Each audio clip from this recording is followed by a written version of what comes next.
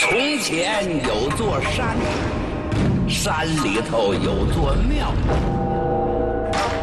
庙里有个老和尚讲故事。他讲的是什么呢？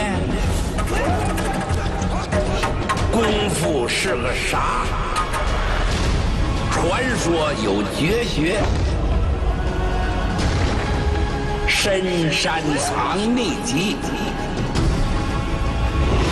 觅得于神兵，逍遥闯江湖，仗义行天下。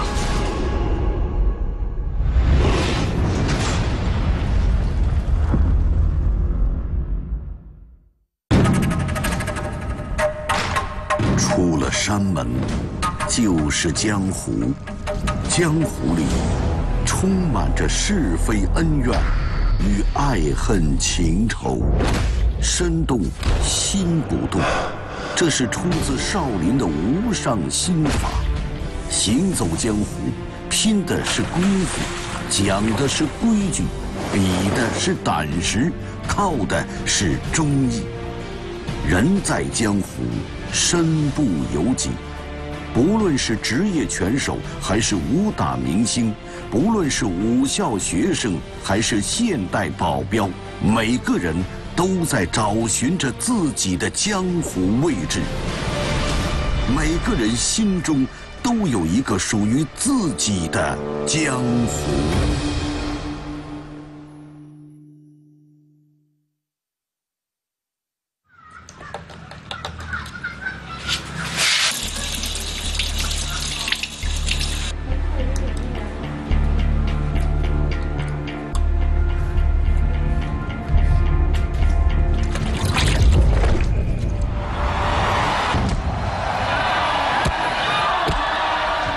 那是2014年5月17，日本的伊泽波人，我从来没有见过那种打法，乱了已经，没有战术安排了。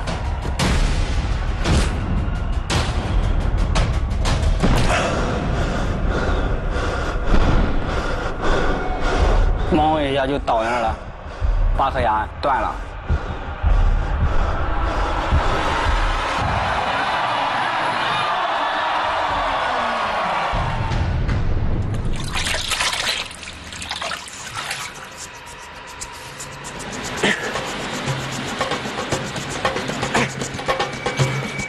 上次输得很惨，金腰带被他拿走了。我是希望能够通过复仇把金腰带留在中国。在那次惨败之后，庄树松只身来到泰国。泰国是世界上拳击比赛最多的国度，拳台之上，拳头说话。向日本选手伊泽波人复仇，是庄树松在泰国搏命的唯一目标。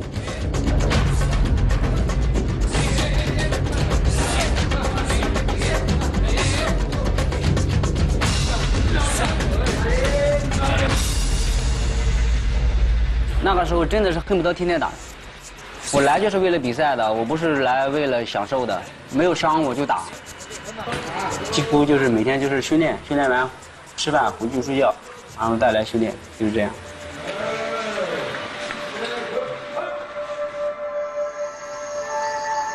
在泰国，所有的拳击比赛都安排在晚上。只有在晚上，庄树松才会坐车从郊区的训练馆赶到城市中心的比赛场。唯有此时，他才感觉到自己身处异国他乡。没有来过泰国，英语的话也不会，忽然说话说不明白了，听也听不明白了，你看你也看不明白，你不认识字吗？一个文盲，一个哑巴，一个聋子，在国内怎么生存？那我在泰国就是怎么生存。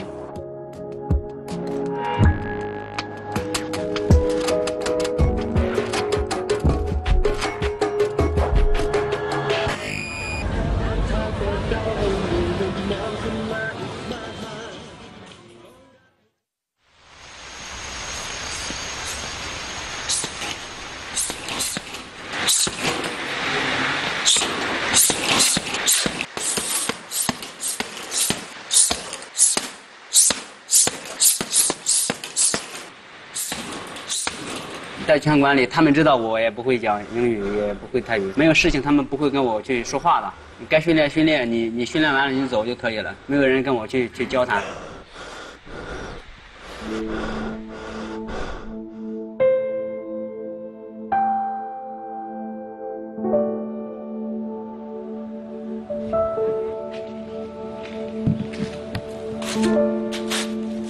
以前觉得孤独，后来在泰国没有人跟你说话的时候，慢慢的开始喜欢这种感觉，挺享受这种孤独感，觉得一个人挺好。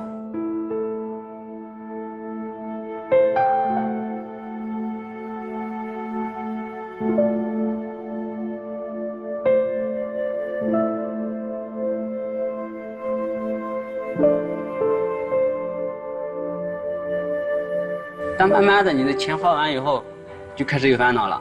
你要交训练费，你要住宿费，你要吃饭。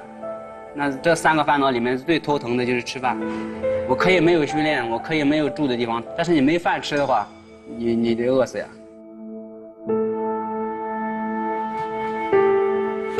一天吃1顿，有的时候那一天你没有饭吃，那就睡觉，一直睡到下午。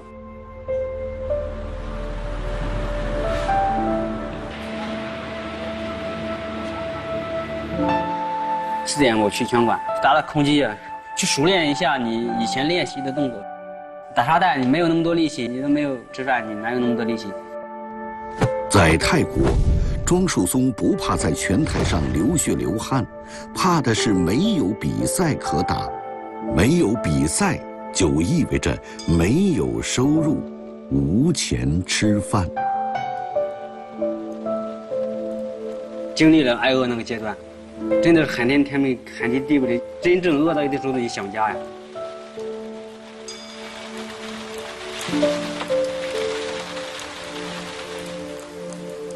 由于腿伤，庄树松已经2周没有比赛了，身无分文。不得已，他只能向远在国内的兄长求援。喂，你在干什么？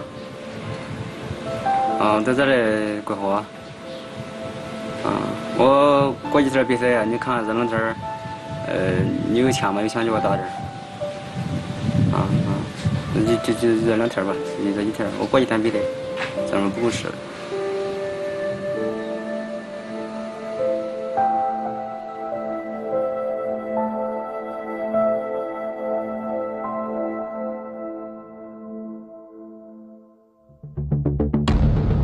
在泰国，10个男人9个赌拳，而庄树松赌上的却是自己的尊严。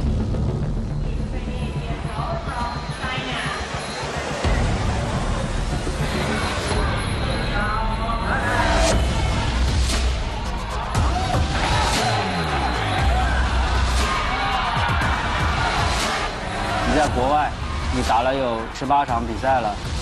大小比赛都经历了，水平高的，各种不公平，体重比你大的你也都经历了。你可以被担架抬下去，但你不可以打得窝囊。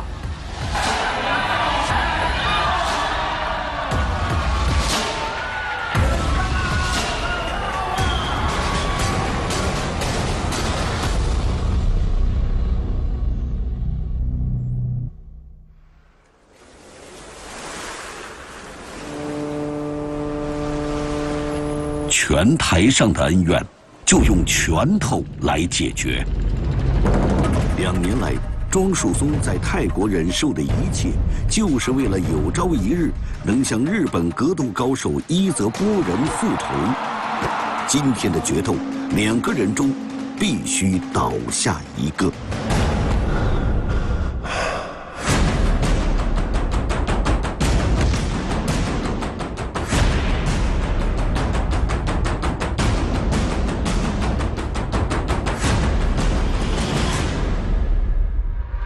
拳台之上，一条腰带，一口气，不是站起来，就是抬下去。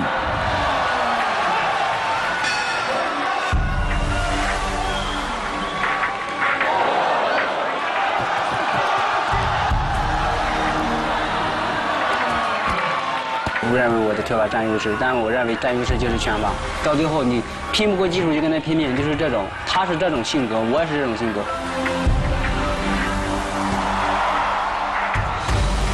拳台就是庄树松的江湖，在这个江湖上，不认眼泪，只分胜负。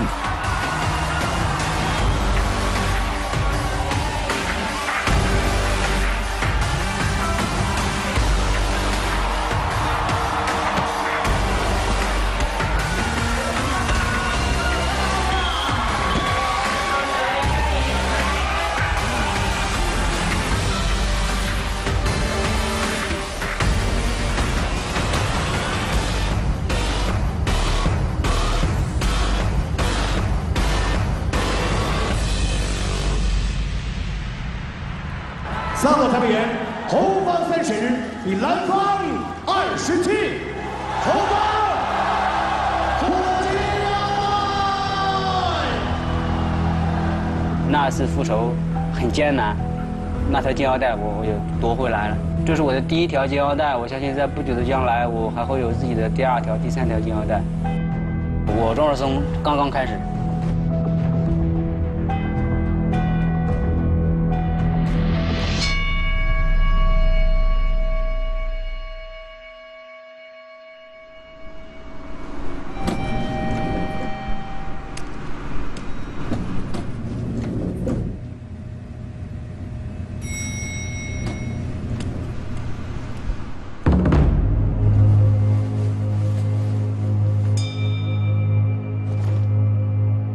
我叫施延能，我是少林寺第32代武僧，现在是一名功夫演员。自从2003年在周星驰电影《功夫》中扮演苦力强一角后，他获得了观众认可。从影13年中，他参与拍摄了大大小小30多部影视剧，扮演了多位功夫人角色。今天，施延能已成为继李小龙、李连杰、成龙、甄子丹等人之后的第4代功夫明星。我记得我是在13岁去的少林寺，一待差不多就11年。我就是怀揣着一种对能够成为一名功夫演员的这样一个目标去的。去到某一个时间段的时候，我觉得我在少林寺的所学，对能够成为一名功夫演员来说，这样的一种能量应该是可以了。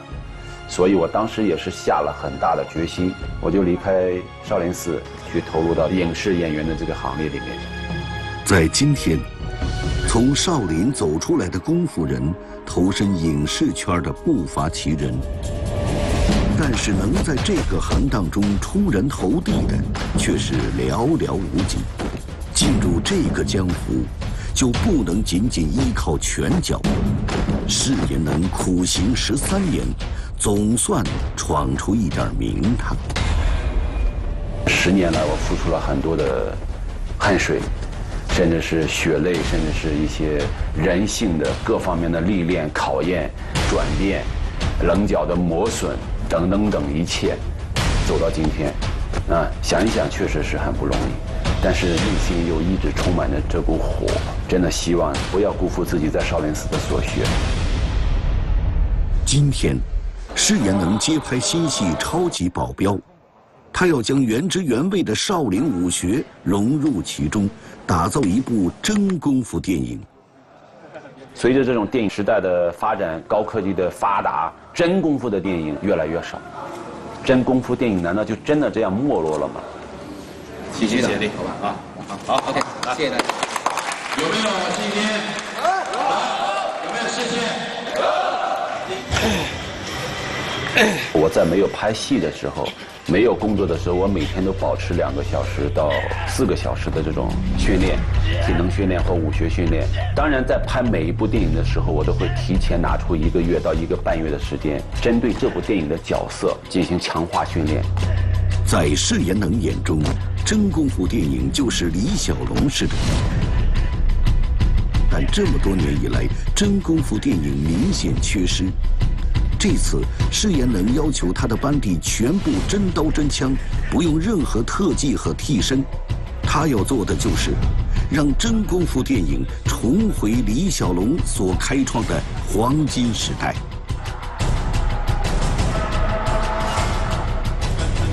我认为《超级保镖》是一个绝对真功夫的电影。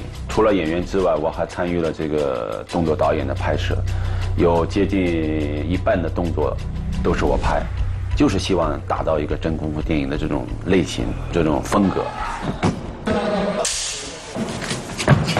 对，大川，过来，来，你要习惯性的走那个腰马合一、精气神的那些东西要走出来，也不要老是习惯的走那个武行的那些流水式的动作，是不好看的。不要老是这样，啪，你一定要有这个腰马合一。你看，你练过传统拳没有？少林拳练过没有？少林拳没有。对啊，这不都是罗汉拳的动作吗？罗汉拳的动作你练过没？对吧？啪，碰，你不要老是这种，啪。长年累月的这个拍动作戏，身上伤无数，因为为了追求一些真功夫的效果，很多年下来之后积累了很多伤痕，非常的痛苦。始终都是觉得作为一个少林弟子，革命还没胜利啊，还得加油。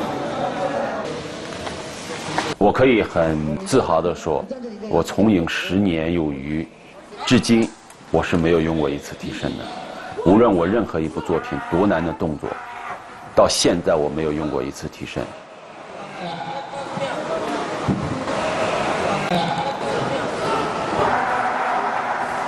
OK， 过，好。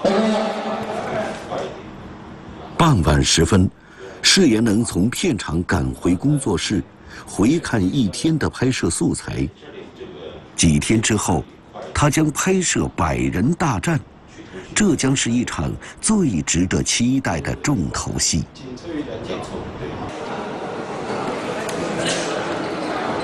我都不知道会不会发几次火，我操，肯定不太好拍。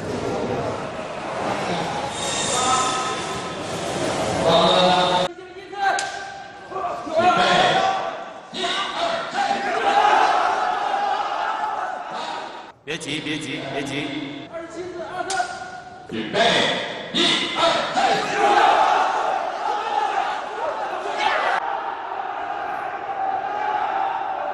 他机器跟的不好，他只要一起这个扁腿，镜头一定要到这儿，好，没问题，好吧，啊。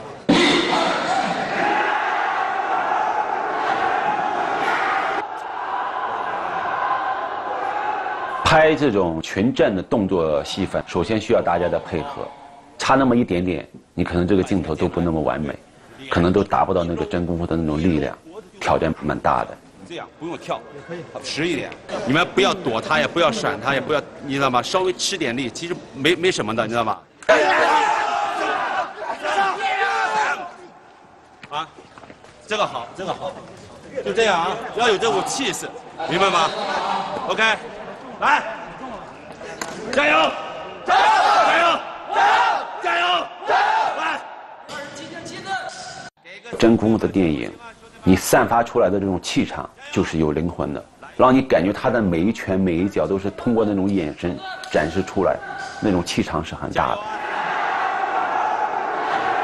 他 very good，OK， 看看回放看一下。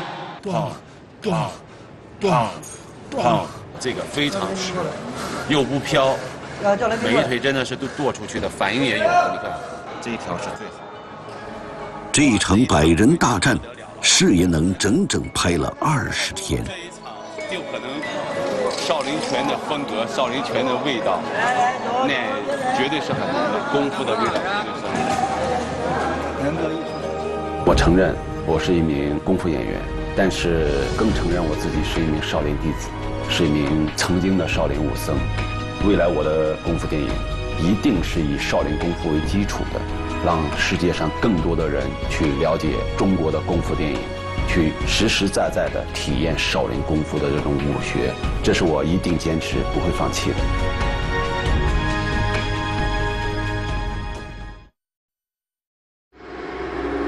当事也能下山闯荡江湖的时候，另一个人却上山当了隐士。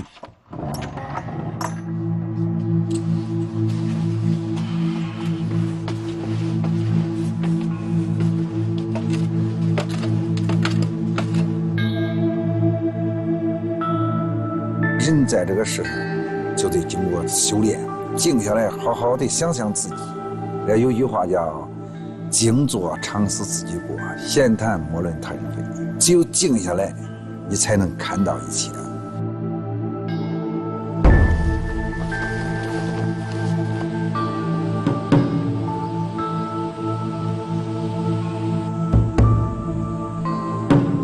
这把刀有200-300年了。过去我爷爷练，后来我父亲练，有一种灵气，好像给你一种力量。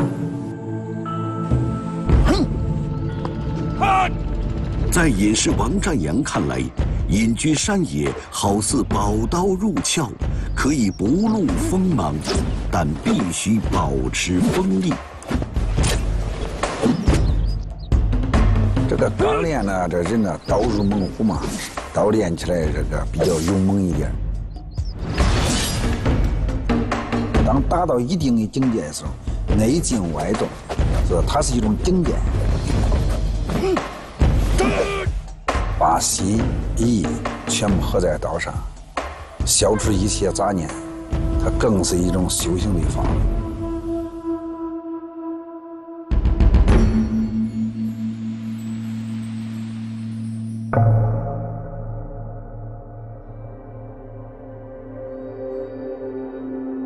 找一个清静的地方，不想去接触那么多事情。动是一种修行，静是一种境界。动为放，静为收，收放之后，动就为无，静就为禅，禅无合一，有静有动。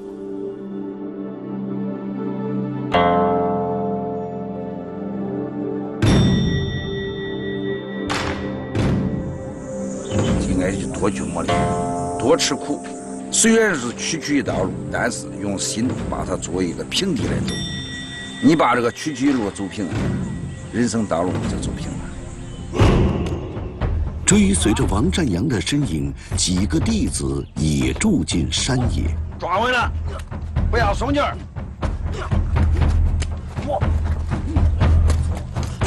稳住啊！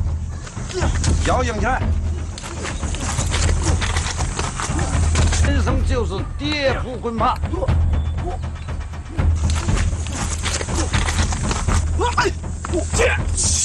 我训练出来的徒弟最重要是做人，要经常的磨练，多吃些苦，多经历这个风雨，这样的话，在你达到顶峰的时候，你才会更加珍惜。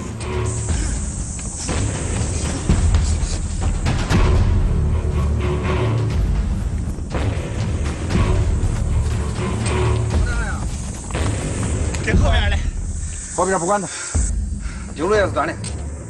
走吧，走。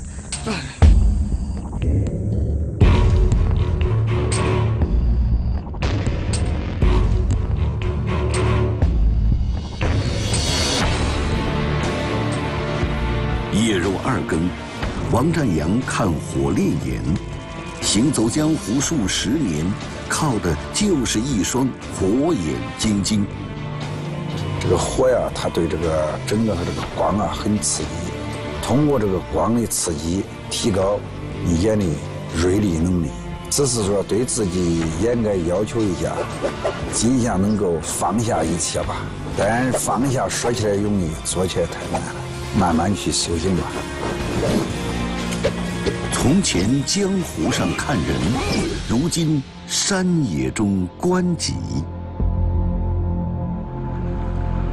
当王占阳带着弟子们隐居山野之时，张书省却从登封来到重庆这个码头上寻找落脚之处。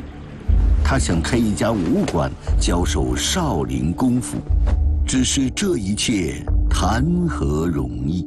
老师下午好。左手盖在右手的上面，表示谦虚。这也是我们武术必须讲求的礼节。预备，开始。张志远，你不要用手扶地了啊！下一排，预备，开始。不知道加油，强项。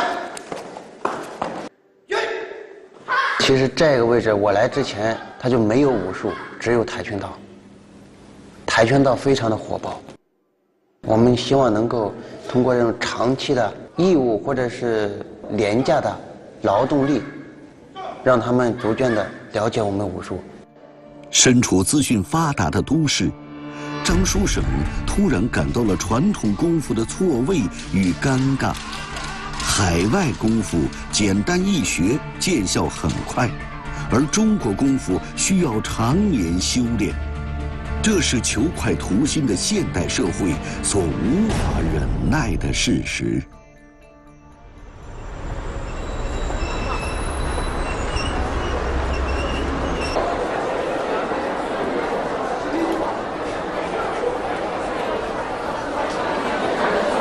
哎，你好，我想问一下，你们现在在招哪些？我们现在是在招销售员，工作时间的话是早上9点到下午6点，就是朝9晚6。做武术根本没法维持生存，只有去找一份工作先维持生存，发点工资不多也行，保证我晚上和周末能够继续教武术，这样就足够了。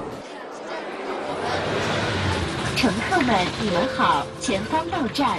终日奔波，张书省也没能找到一份合适的工作。立正，功夫出拳，准备，1、2、3、4。每个人的这种追求不一样，我心中就是有这么一种对武术的热爱，才不放弃它，不赚钱都可以的。解放碑广场是重庆最繁华的商业中心。周末，为了让更多的人关注中国功夫，张书省约上自己的师弟来这儿表演。围观的人很多，但是愿意上前咨询的人却寥寥无几。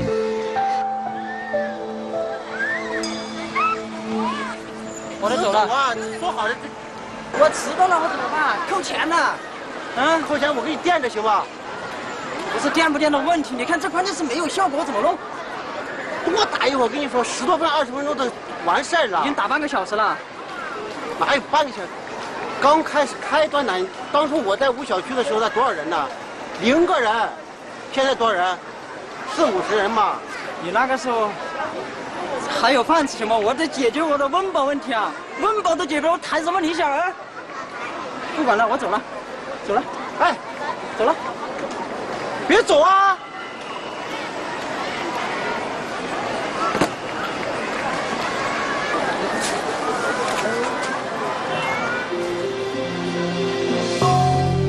一定要把这个自己的武馆给建立起来，这是我一定要达到的一个目标。我们的力量很微弱，但是不管怎么说，我愿意干这个事儿。我希望有一天，我们的武术能够像跆拳道一样，在中国得到更好的推广、发扬。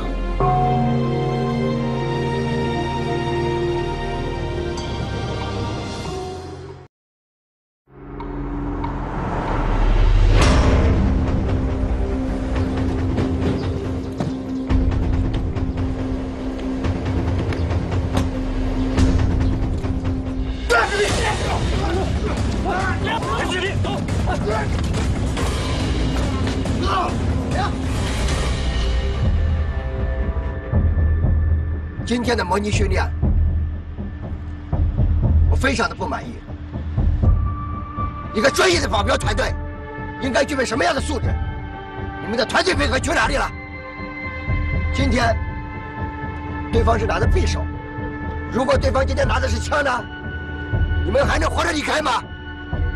释行峰曾是少林寺武僧，离开少林寺后，职业和身份有了新的改变。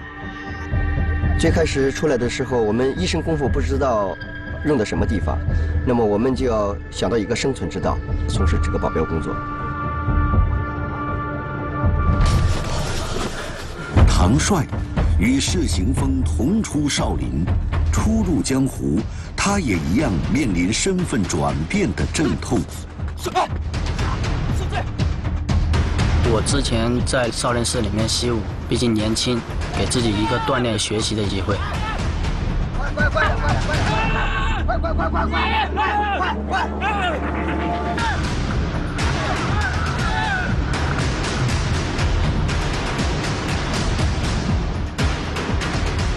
少林武校这出来的这些孩子们，他们的身手敏捷程度会更好。唐帅，他的身手非常的敏捷，会给别人一种压迫感。快点！要想成为一名合格的现代保镖，光有一身好功夫还远远不够。唐帅将面临一系列严酷的考验。这一颗水的啊！我这50个。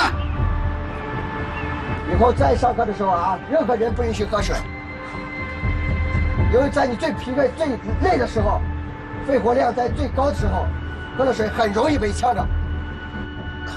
不要停，听到了没有？听。快点，起来。看着，快点。快点。起。毕竟自己前面的错误受到了这种的惩罚，我一定要把这一段的时间坚持下来。再苦再累，其实它也是在那一瞬间。起来，不算，起来，起。好，最后一个。和我之前在少林寺里面的训练来讲，就是说相比较，感觉这里呢肯定是还是严了一点，但是我们来到这里的训练，我们就是要做和平常人做的不同的一种事情。浑身都疼死了。我们在部队也是一样的，训练我感觉就是只要能坚持，反正浑身疼啊都是很正常的。对，锻炼我们意志力。我从小是9岁我就去少林寺里面习武了。我们以前练嘛，就是说经常都想着这样一句话：当你最累的时候，就是你最长功的时候。苦并快乐着。这感觉的话，只要一习惯的感觉，其实挺爽的。是啊，好好坚持下来，我们都共同努力，坚持到底。对，反正刚开始的坚持下来。说实话。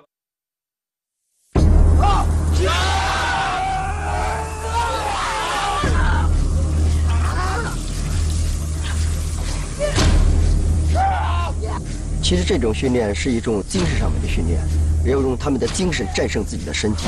如果你的精神然后战胜不了身体，你这个时间就会倒下。但是如果你的精神还在，那一切疼痛感从内心世界里面是消除掉的。苦，很苦，但是这一个苦锻炼了很多东西，比如说我们的意志力。快点，快点，这样，快点，太慢了，太慢了。快点，快点啊！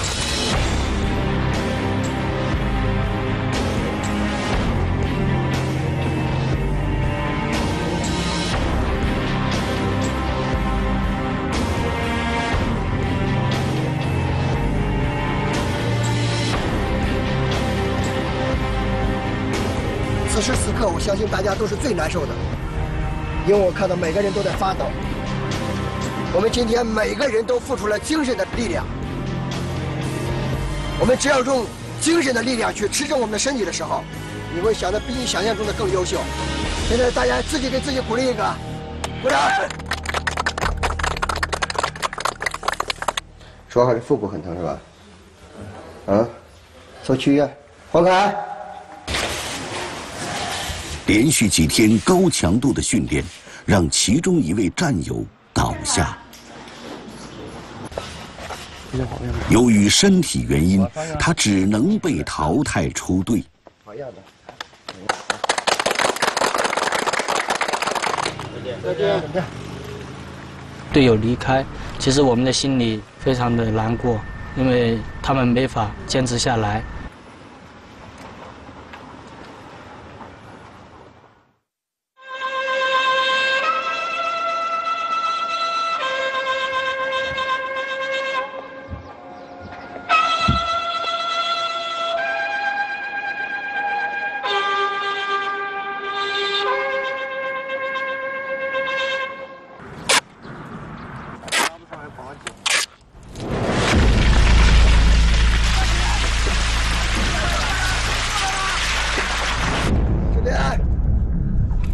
口令，听完就是摔死了啊！蒙眼对我们每一个人都是一个很大的一个挑战，会有这种恐惧感，很担心，就是说一下直接就是身体啊各方面滚下去了。我叫你听口令往这听呢，听口令了吗？那边就是山崖，知道吧？这边。心理的训练是非常重要的，这是一个保镖人员必须要经过的一个磨难的一个训练。因为我们到社会上，我们面临的这种不法分子，我们个人的心理素质要强于他们的心理素质，我们才能战胜他们。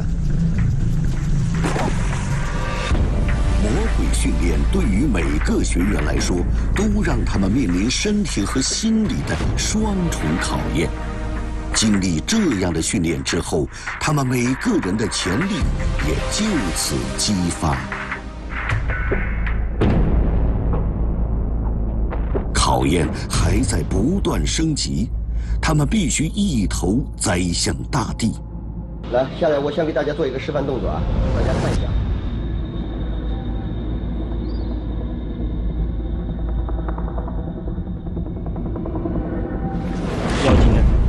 好了吧，好了，上去，走，快，上。抓绳，这个手抓绳，对，把这个手给我收紧，对，把手臂给我打开，这个手抻出去，对，抻出去，往下栽。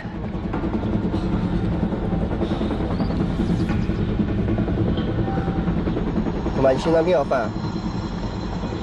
当你的委托人如果是被射火的话，你还在房子上这样不敢下。走，快点！是的，是的，别，下不下？下不下？下不下？绳我抓紧了，下不下？我缓一会儿，师兄，是，我缓一会儿下去。行，快点，行，松开。我自己来。你帮我抓着点，我确实有点怕，真的，没试过这玩意儿，你知道吧？真第一次。这种训练可能第一次会给内心产生很大的一种恐惧感，接触过之后，那种恐惧感就可能会消除掉。第一次，唐帅还是没能克服心理的恐惧，一定要战胜那一种的恐惧心理，最后还是决定了下去。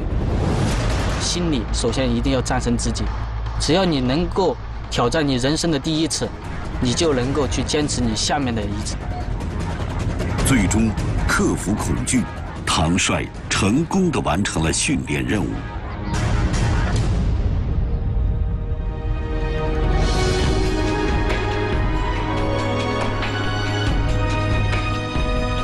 我们能够坚持到底，证明我们都还行。我觉得他们能走到今天，个个都是好样的。今天受过训练，其实仅仅是一个开始，他们需要到社会上还要经历过很多非常残酷的历练。他们必须要时刻都要做好准备，用自己的生命去捍卫委托人的安全。江湖凶险，从此不会再有彩排，一切才刚刚开始。我叫张金彪，今年16岁，是俄坡五院的一名学生。每一次训练，我都会全力以赴。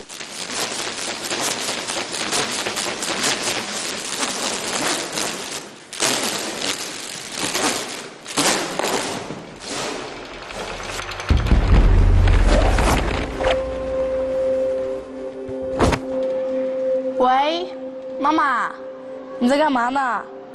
我告诉你一个好消息，我全国比赛入选了。我从小生活在一个单亲家庭，跟我妈妈一直相依为命，生活到现在。我这边有什么好消息，我当然是第一时间告诉我妈妈。哦，好吧，好，妈妈你忙吧。妈妈再见。君子曰：学不可以己，兴取之必然。我们在这边上学，星期6是不休息的，相当于一个星期7天只休息1天，也没有暑假，暑假都用来补文化课了。故受生则治，今就立则立，君子博学而日参行。为了供养女儿上学，张金彪的妈妈开过饭馆，卖过服装，现在在东莞一家制衣厂打工。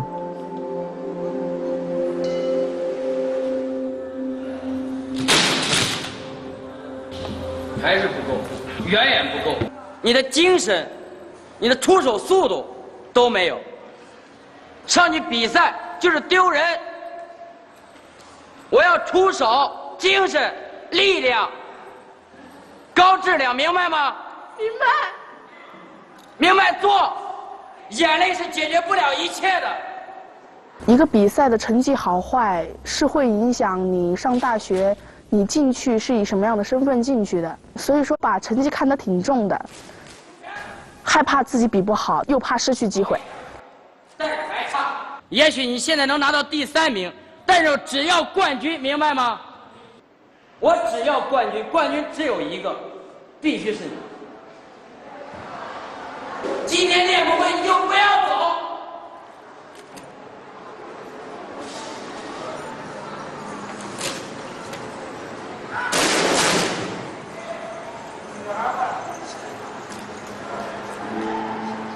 精神不好的时候，我都会在想，哎，我妈妈看到这个样子，我妈妈会不会很担心啊，很伤心？然后我就会很快的调整自己的心态，就是哎，我不能这个样子。我妈妈希望见到我快快乐乐的成长啊，不能因为这些繁琐的事情，然后就自暴自弃。她完全就是我的精神力量。天各一方，张金彪和母亲约定，每个周六晚上8点，两人都会通个电话互报平安。但是今天，这个电话却始终无人接听。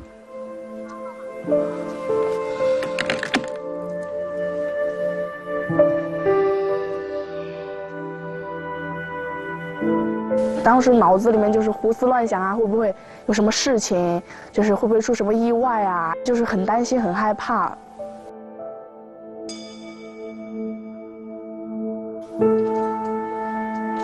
喂，妈妈，你现在在哪儿呢？平常你不是说8点就给我打电话了吗？我都快着急死了，现在都10点多了，我还以为你出什么状况了呢。你不提前通知我？我们是相依为命的嘛，就是相当于说是一个连体。我妈妈是全心全意的为我嘛，我当然也是，就是全心全意的为她。有好的成绩就是对她最大的回报，你当然是会拼尽全力的去做。通过全国武术比赛拿到名次，通常是武校学生进入高等院校的敲门砖，这可能是他们习武多年最好的出路。2014年，比赛即将开始，张金彪将全力一搏，志在夺冠。比赛前一天晚上，意外发生了。就今天过了一个起跳，那头发这不对了。哎呦，这你不要碰它，严重骨折了。骨折了？对。拿着。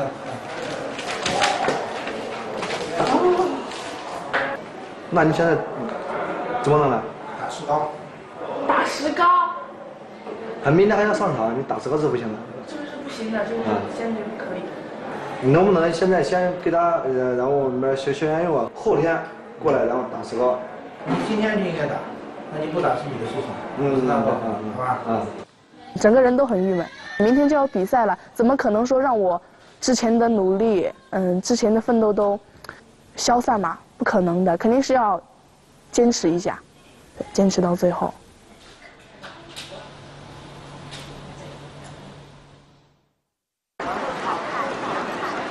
这次比赛对张金彪的命运至关重要。妈妈连夜从广东东莞赶到江苏徐州，不远千里为女儿加油助阵。刚刚到达，他就从教练那里得知女儿受伤的坏消息。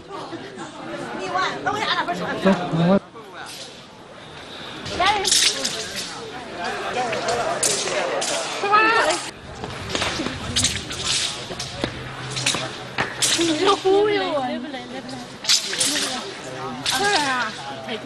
他都没有来看过我比赛的。真的是第一次，不敢相信，太意外了。没关系的，哪个酒？哎，没有关系。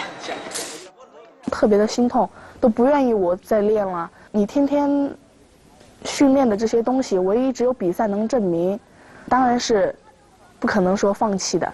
3号、4号上场。4号这个8.6号。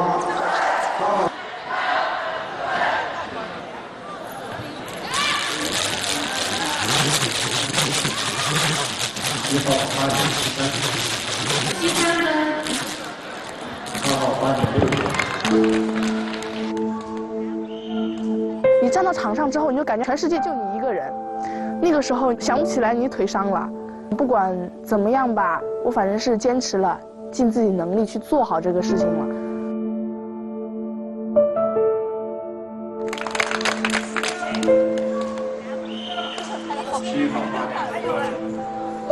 腿伤最终还是影响了张新彪的成绩，他只摘得了铜牌。带着无限的遗憾，母女俩离开了赛场。仅仅1天的相见，又得彼此分别。我其实真的很依赖他，也是他心灵脆弱的一部分，也是我心灵当中脆弱的一部分吧。就是这样相依为命的，我是他的全部，他是我的全部。聚少离多，独自打拼，在张新彪的小小江湖里，他必须默默承受这一切。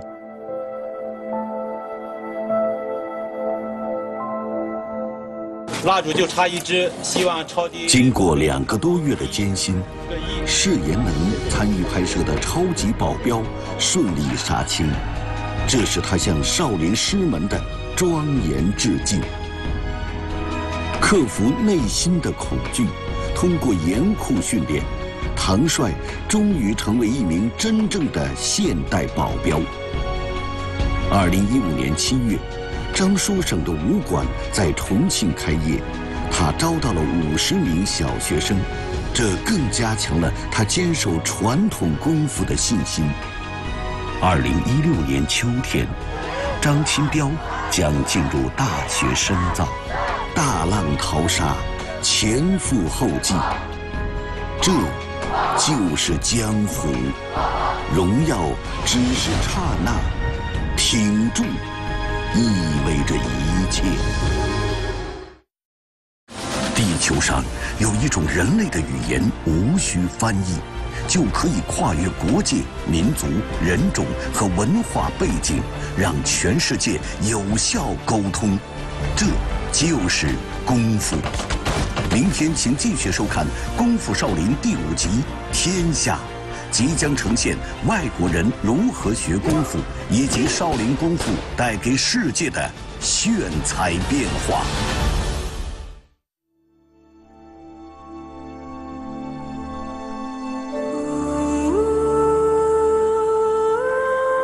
从前有座山，山里有座庙，庙里有个老和尚讲故事，讲的什么呢？功夫是个啥？嘿，功夫是个啥？